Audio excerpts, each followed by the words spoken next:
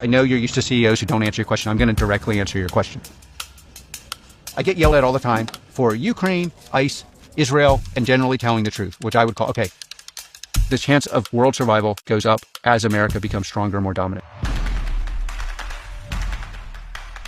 Alexskarp, thanks for having us into the Palantir lair in Manhattan. Welcome to the Axios Show. You're CEO, co-founder of Palantir. What the hell is Palantir? Well, it depends who I'm talking to. If I'm talking to you, we are growing the GDP of the US. We are the part of the GDP of the AI economy where things are useful, either on the battlefield or commercially. And we're the only AI company with a real spread function to the working class Americans. You talk about a single pane of glass, right? That connects AI, connects data, connects analytics. Let's give viewers an example. I'm a commander in the battlefield. What can Palantir tell me about my assets? Well, if you're a commander in the battlefield for the first time, you have access to all your assets. When I say all, I mean also assets of foreign countries you work with that are sharing a subset of the data. So I'm looking at this pane of glass, and what does it show me? Well, it probably at this point is showing, again, it depends what you're doing, but it's probably showing, if you're, say, doing a complex operation, it's showing you where the plane should fly, where the troops should be, where the missiles should go, where they shouldn't go. And again, it's doing this off of data sets that were not available to you last year. It's also be able to predict where you should put your assets. It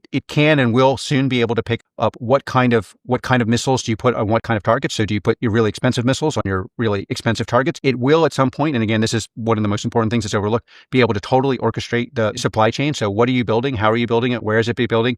What companies are doing it? Understanding the cost for those companies, which is currently something that's very, very hard for those companies. So there's the kind of sexy, violent part of war, which obviously in this case would mean, honestly, for this commander, what it basically will mean is you will be ahead of your adversary. You'll be able to predict their actions. You'll be able to put the best effectors on the most important targets and the cheaper ones on less important targets, i.e., by the way, honestly, the most important thing Palantir does is prevent war. So that sounds very useful. Why are people so suspicious of you? Well, I actually would push back on that. Which people are suspicious? So it's really interesting. I was watching someone on TV who was like, I talk to special operators, I talk to military people, they love to Palantir. Okay, so I'm just going to say, for the sake of being somewhat of a jerk, the people I care about, the people on the front line in factories, the people driving trucks, the people doing things, the people who've used our products, the war fighters. How did we get our business off the ground? War fighters who are sacrificing their lives went to generals and said, I don't care what stars you have, I'm coming home alive. A lot of those people are suspicious of us now, try to take the product out of their hands. Almost all of our clients, meaning people who've bought our product, started off as Palantir skeptics. Spend 10 minutes looking at our product and, you decide. Zoom out beyond Palantir and society. How worried are you about a surveillance state? So our primary worry should be, are our enemies so scared of us that they do not fight with us? And who's our enemies? You pick your, the usual, we do not sell to China, we don't sell to Iran, we don't sell to Russia. I actually would say adversaries, not enemies, because I think when you get the enemy thing, it's a way of being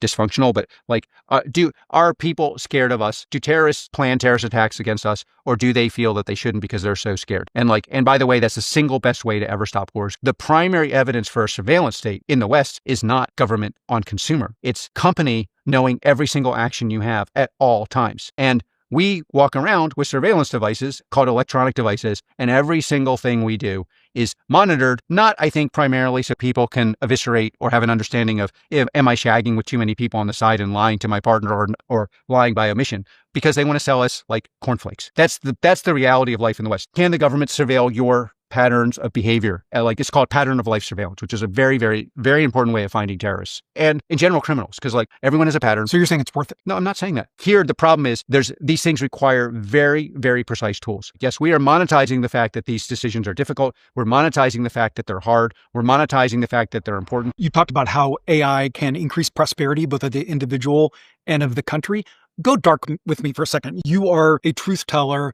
What should we worry about AI? How can it go wrong? Well, it could go wrong in lots of ways. But again, I would say we need to absorb a lot of risk there, because it's either going to go right and wrong for us, or it's going to go right and wrong for China, which we're in a competition. At the very least, we're in high competition. What about for the individual? No decision is without risk. And the risk we have to absorb here is going long on this, because it's not we're not doing this in a vacuum. We are going to be the dominant player, or China's going to be the dominant player, and there will just be very different rules depending on who wins. And we cannot rely on anyone else to do this in our network of allies, because Europe has given up on technology. And actually, the Arab and non-Arab Middle East are closest to what you see at AI adoption. But de facto, we are by far the leader of our coalition. So it's when people are worried about surveillance, it's not, honestly, of course, there are huge dangers there. But, it's you will have far fewer rights if America's not in the lead. And I'll tell you the other risk that, again, I think it doesn't get enough attention. Again, what portion of the wealth creation is available to the average person? I'm pretty sure we're in our infancy. So in a world where Palantir could grow 10x, what does that mean to the person on the factory floor?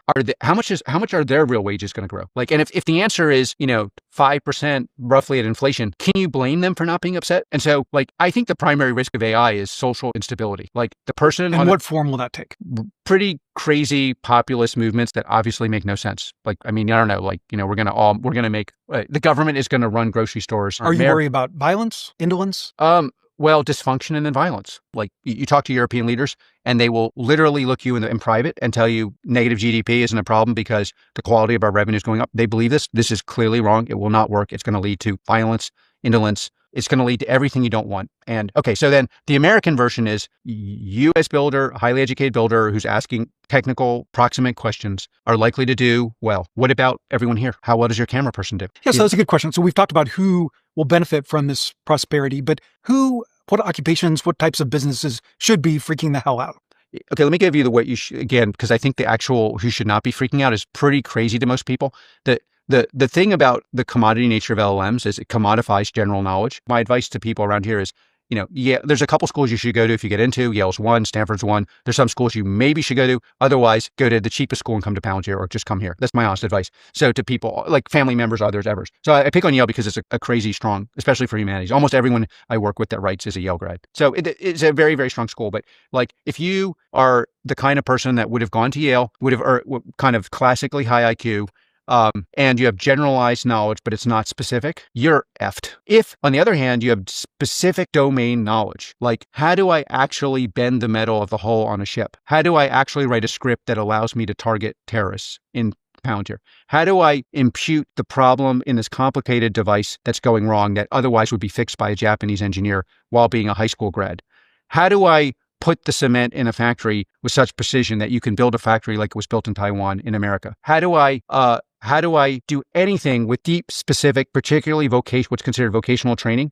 Those people are going to make a lot more money simply because you can turn it any way you want. But at the end of the day, within a relative rapid amount of time, you will get paid downstream of the value you create. So an electrician is going to be a lot better off than a lame Yale grad. The Yale grad will have to learn something specific. Domain expertise. Domain expertise. What dark forces are you worried about getting their hands on AI? There are a lot of dark forces. And I just want to keep repeating, it's like, are you more concerned about No, I'm much more concerned that we fail in America and that we don't dominate. And therefore there's like a lame UN driven discussion about human rights that obviously only serves people who like somehow want to live in a world that doesn't work. Something that's always baffled me, everyone in Silicon Valley, a lot of moguls are building bunkers. What do they know that we don't? What do they fear that we maybe should? I think they have the same fears you do. They just have more money. People who do well in Silicon Valley are more mathematically adept than they may realize or than other people and have an ability to operate. And so again, if you just take odds, it's like, a lot of, like, it's no different. I bet you a lot of hedge funders have these, just like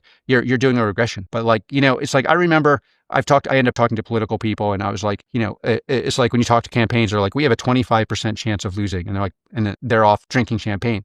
And anyone in tech is like, you have a 25% chance of non-recoverable death. So it's a different, a lot of this is just mathematical. Well, so while we're on that, in Silicon Valley, they talk about the P-doom, the probability that super intelligent AI is going to end us all. A lot of okay, you know what? I'm happy to talk about anything that I think. Do you have a P-doom? I worry much more about we lose the race. Like, again, I'm very culturally specific in a way that maybe, not everyone is. I think the chance of American survival the chance of world survival goes up as America becomes stronger and more dominant. But do you worry about AI outrunning any of us, any state? Okay, but I also worry about the ceiling falling. Again, there's an odds question. My primary specialization is what can you build software that's going to make America, its allies, industry and military dominant?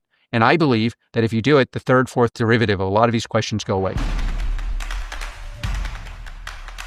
Palantir's beat the analysts' estimates 21 quarters in a row, and you just had a great forecast, and yet your stock got hammered. What is it the markets are missing? Honestly, hammered is a little, I think we're up something like 180. I don't know what we're up. I don't track it, but the market price has been more accurate than the analyst price. So clearly, I would invert it. It's like, what does the market understand that the analysts can't understand? And I would say what the market has historically understood that many, not all analysts, the analysts want to do what I would call, the journalists that you don't hire do. They've got a frame. That frame is the frame that was developed in the 50s. So thinking too small, too rigid, too narrow. So yes, but then there's a thing. That frame does not allow you to disambiguate between weak, medium, weak, strong, and baller product. Weak, medium, strong, baller culture. Weak, medium, and to the extent, and you're saying you're baller. I mean, that's what the market seems to be saying. I don't know. I'm just modest over here. And you're saying they don't like you. Well, of course they don't like me. You know why they didn't like me? Because, I mean, it's not just in fairness, not the analyst. Honestly, I actually in some ways aligned with analysts but it's like, here I am, somebody who should be, like whatever, should not be where I am. I'm having a lot of fun, but mostly. We have the most baller, interesting company on the planet. I'm not ashamed of that. We're rolling out. We're defending Western values. We are completely meritocratic. I'm not the person that should be having this much fun. And that annoys many journalists, not all. It annoys many academics, almost all. It annoys all sorts of purveyors of dysfunction because they want to sit, again, I think the average, Ivy League grad voting for this mayor is highly annoyed that their education is not that valuable. And the person down the street who knows how to drill for oil and gas, who's moved to Texas, has a more valuable profession. And I think that annoys the fuck out of these people. When you talk about politics, you sound like a reluctant Trumper. What would Democrats need to do to get you back? What I've been telling Democrats, and not just Democrats, established shape people in Europe, where I get a lot of calls, and all over the world, is you first of all, the idea that somehow it's a God-given right of people of widely divergent cultures to come to our culture, and here I mean America, but I've given this advice for the last 20 years, is not only inane, it goes against actual empirical experience, and none of your voters want it. And if you make this into some kind of bigotry, like we have to take everyone or we're a bigot, they're going to vote for people who actually are bigoted or not. And then I would say to my Democratic friends, also of which I still have, I hope many, you have to grow a spine because a lot of these people actually agree with me in private. Do you know the percentage of Democrats who know that nothing Mondani's saying can ever work is very high? Just elected mayor here in New York. And like, if you talk to them in private, they'll be like, yeah, that can never work. Okay, sorry, you asked a question, I'll give you an answer. We're in a world where you have to start speaking up. If someone is saying something can never work, let's just take it.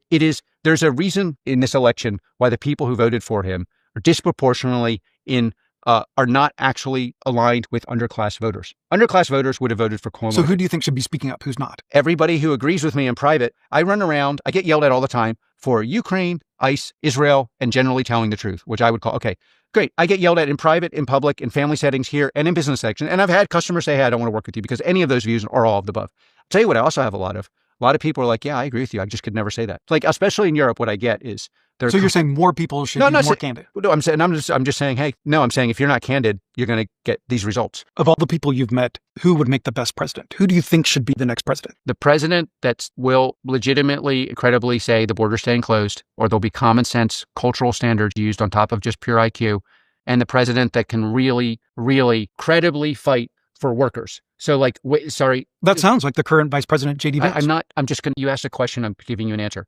The way I would judge it, the way I would judge it is who is the person who actually believes and will implement things that make working class Americans healthier and wealthier. And yeah. That sounds like Vice President J.D. Vance, raised in Appalachia. Do you like him? Do you think he should be president? You're asking lots of political questions, and I obviously support a lot of what the president does. I'm just going to say, you asked a question, I can answer, and I'll tell you, to go back to your other questions, the problem on the Democratic side is if you're honest in private, it's now a party repping people with non-domain specific knowledge who are kind of and not the working class. Is there someone you'd like to see as the leader on that side? Anyone who reps this. Like, it's like, for me, it's the issues. I know it's kind of like, I don't think a politician has to connect with the people, but I'm not a politician, nor is it a job for me to be one. I connect with the two issues. When I would say it's basically, what's going to happen to the working class, and is the border closed, which is basically the same issue. So there was a biography of you that just came out. You had a lot of cooperation. On balance, was very positive to you. You're worth 17 billion or 18 billion, but most people don't realize that you came from very little. You told me a story about a jewelry store in Bryn Mawr, Pennsylvania. You grew up in the Philadelphia suburbs. There was a landlord there who owned a jewelry store. Do tell. Well, it's in the book. And honestly, there's so many stories I would not have told, not because, I don't know. But in any case, my mom was totally fucked. Someone helped her. I paid them back. And that person was a landlord, gave her and you a place to live. And they still own a jewelry store. And how did you? I just buy a lot of stuff from them. To this day. Yeah. And what is there for others to learn from that? Very few people will help you. And it's like her, the helping my mom, Mrs. Schneider, kind of helped me, a bunch of people. in general, people don't help you, which is totally okay. But the ones that do are special. And something that Palantir is doing is you have a fellowship now for high school students, people without degrees, without credentials. You just tried the inaugural class. What did you learn from that? And are you going to do more of that? I learned there's a lot of very talented people who would be better off learning domain-specific things than being indoctrinated at quasi-elite schools that don't value them. I've learned, and I hope that other people will copy this. And we're going to do more and more. It's good for the nation. It's great for Palantir. And so you don't necessarily have to go to college to be successful. And it sounds like you're going to invest more in vocational training, high school training. Well, yeah, we probably should do that too. But first of all, we just kicked it off. We were the first company, I think, to do this. I think other people, we've had actually nations go. The interesting thing is we have a number of nations call us, like at the national level, and saying, hey, we want to learn from this. Outside from the high school program? Yeah, one of the more fascinating things is, I can't give details, but we have like a nation state saying, could you come over and teach us how to do this? And are you going to do it? Yeah, of course. And what are you going to teach them, or what is the secret? Well, it's, selection. How do you select? How do you train? How do you provide, what we're doing with them? By the way, it's not indoctrination. It's really interesting. People think we're just you come here and you learn. There's only one way to do something ideologically. No, we're exposing them to a wide swath of kind of core. Because there's like a Western Civ element to it. Yeah, but it's like Western Civ. And then we have a lot of people actually who've built things coming in. So we've had a lot of ex-Palantirians, current Palantirians. I don't know. Some people may not want to be named, like titans of industry. Like you'd be a perfect person. Come in. What does it mean to be a journalist? What does it mean to manage journalists? What does it mean to build a company? What are the assumptions? What have I learned? What does it mean to be selective? We want, and then what you won't hear, by the way, we have very prominent establishment progressives. We just want to, I would say one of the things that I'm pretty adamant about is I actually care less about ideology and more about, is this person at the pinnacle of their success? So as we say goodbye here, you just turned 58. You look a lot less. You just put on this skiing gear. What is your latest longevity hack? You have to do technical Norwegian style cardiovascular training. Look that up. It's a longer story, but the normal cardiovascular training is basically at a certain level, not so valuable. And then just some framing, bracketing, as you would say, for our viewers. So Norway has by far the most medals in the Winter Olympics. And your theory is that it's because of this kind of training. Well, it's not just because of that, but I think if you did a regression of all humans with VO2s above 90, you would find 98% were Norwegian. And there's probably a genetic element, but there's the way that they train, which is basically being very careful about when you're in zone 1 and zone 4 and not being in zone 2. And then people should just look it up with that. And then what I've changed now is every second or third day I do pure strength. And I used to do just that and kind of endurance strength, but I think that really helps. And then I do I think something meditative, I do Tai Chi every day. I think those are the Chinese martial art. How does that change your life? Well, if you're an entrepreneur doing something that elicits cortisone, you want something that rebalances your softer and harder energy. And it does that. And it helps with sleep a lot. You told me that you looked at me and you said, I've been sleeping more. How much do you sleep? I'm primarily a creative human. My best work is done if I get 8 hours sleep. I can't always do that because I'm traveling and it's hard, but I really strive for 8 hours quality sleep because what I notice is I just feel better. My brain works better. And yeah. Alexskarp, thanks for mixing it up with the Axios show.